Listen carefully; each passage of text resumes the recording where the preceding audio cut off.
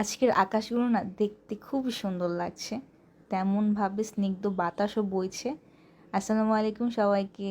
তো এই তো আমি ছাদে চলে আসি, কারণ ছাদের মধ্যে আমাদের একটা ড্রাগন গাছ আছে। মাশাল্লাহ দিলে এই গাছটার মধ্যে অনেকগুলো ড্রাগন ফল হয়, তো এগুলোই পাড়তে আসলাম। তো ভাবলাম আপনাদের সাথে এই জিনিসগুলো শেয়ার করি।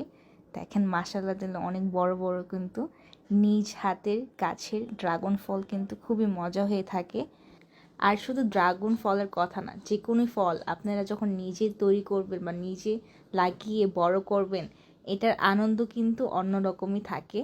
আর এই তো এখানে মাসালা দিলে 4-5টার মতো ড্রাগন ফল পেকেছে, আর এখানে 3-4টার মতো লাইক পরাগায়ন করতে হবে এই ড্রাগন ফলগুলো। আর এই তো আপু এক একটা করে সবগুলো আস্তে আস্তে করে পেরে নিচ্ছে, যাতে একবারে যে পরাগায়নটা সেটা যদি না চলে আসে ড্রাগন ফলটা থেকে।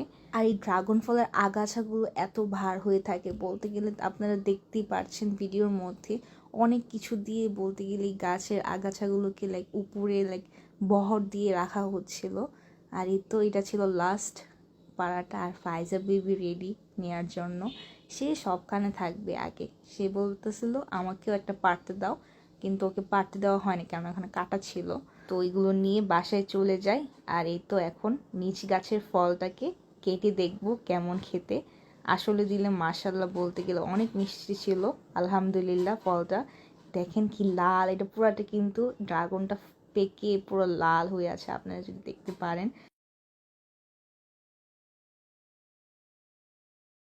এটা মেইনলি বলতে গেলে তেমন একটা বড় ব্লগ ছিল না, জাস্ট একটা শর্ট ক্লিপ আপনাদের সাথে শেয়ার করলাম, কারণ আমাদের নিচ গাছ থেকে ফল আমরা পেরেছি, তো ভাবলাম আপনাদের সাথেও শেয়ার করি।